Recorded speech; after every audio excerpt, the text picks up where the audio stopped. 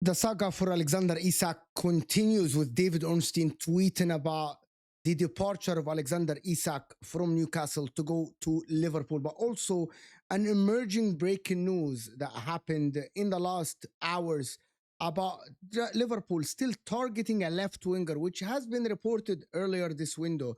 Which one? Is it Bradley Barcola? There is the Rodrygo news still on the table, but Bradley Barcola emerging as a target for Liverpool. We'll talk about that, and we'll talk about how Liverpool are completely revamping their attack. So before we speak about that, make sure to hit that like button, people. Subscribe to the channel. We're on the way to 40K. With your help, of course, I am Footy Judge Mo. We're going to get to 40K soon. Hit that like button. Subscribe to the channel, of course, if you are new. But there are news that happened earlier today or yesterday, depending on when are you watching this video, about Alexander Isak training on his own. And still, I know that Newcastle were targeting Cisco, and Cisco chose to go to Manchester United, and he rejected Newcastle. Newcastle are still in search of a striker. There is the Nicholas Jackson news, but Alexander Isak himself, him training on his own, him not attending the lunch that was made for the rest of the players at Newcastle. There is a lot of upset at Newcastle. That is what is reported, that about Isak and him wanting to leave, and Eddie Howe insisting on him having a meeting on training on his own. I don't think that there is a chance. There is like 5% chance that Isak still stays at Newcastle, but that is a very slim chance. Some people say it's very minimum chance that Isak stays. Liverpool are still targeting the striker.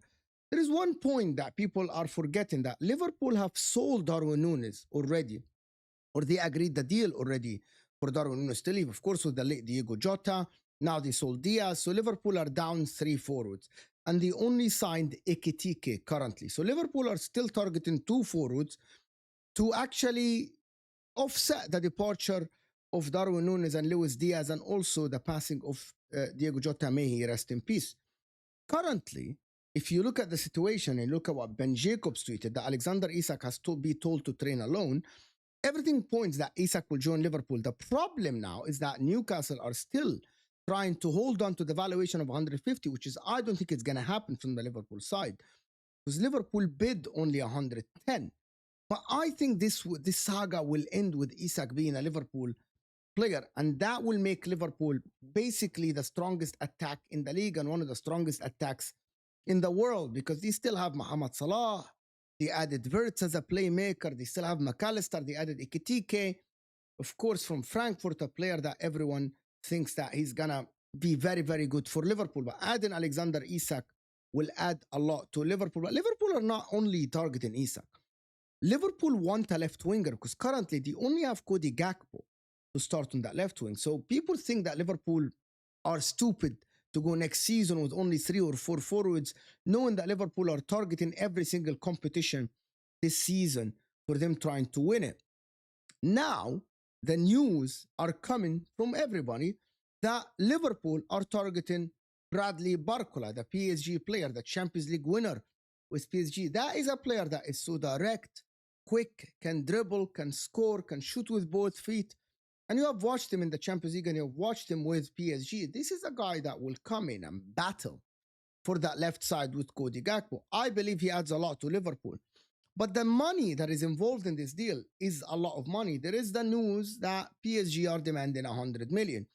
If you look at this deal and look at how Liverpool have raised a lot of money, Harvey Elliott also is about to be sold. So that adds to the money that Liverpool can spend. I think currently Liverpool are only at 100 million net spend this window. So basically Liverpool still have 200 million to spend or something, because there was talk that Liverpool have 300 million to be spent this window. That is plus the departures of the player. Bradley Barcola, if I'm watching Liverpool and I'm looking at how Liverpool play, he suits the team very well, because Liverpool play direct football. Liverpool play with risk takers in Mohamed Salah, in Gakpo, in Diaz of last season.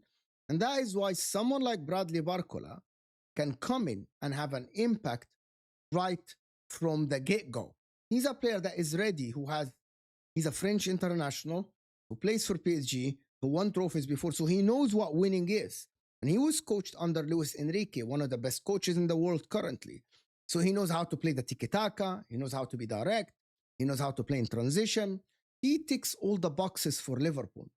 I don't know, like there are a lot of other teams that need a left winger. We mentioned Arsenal before, but you look at how Liverpool are moving this window and how Liverpool are looking to strengthen that attack. They are so focused on having players that come in that are young, like Ikitike, like Wirtz, like Barcola, because they know that Salah is not staying forever. There is the price, and Fabrizio Romano have actually spoken about this, that PSG want Barcola to stay. But if Barcola is interested in leaving to go into Liverpool, I believe, because currently Barcola is not a starter at PSG. There is Desiree Doué, there is Ousmane Dembele, and there is Kvaratskhelia.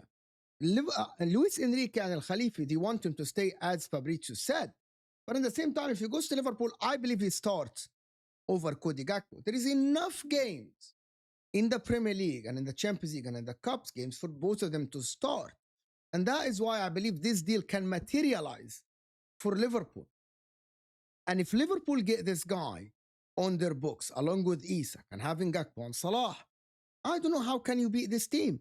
People are talking about the defensive issues. We know that Liverpool are targeting a centre-back to be a backup for Konate and Van Dijk. And there is the news as well that Liverpool are not only looking at Barcola, they are looking at Rodrygo. They are eyeing Rodrygo if he wants to leave Real Madrid. Rodrygo and Barcola will be the same price. We have spoken before about Liverpool actually speaking already to some of the people at Rodrygo's camp, and Rodrygo is so attracted to Liverpool. So what is stopping Liverpool from maybe trying to sign Barcola, and if it doesn't work, they try to convince Rodrygo? If you're a rival fan to Liverpool, and if you're looking at how Liverpool are moving in this window, you got to sit down and think, can anyone battle Liverpool for the league title? I'm not ruling anyone out.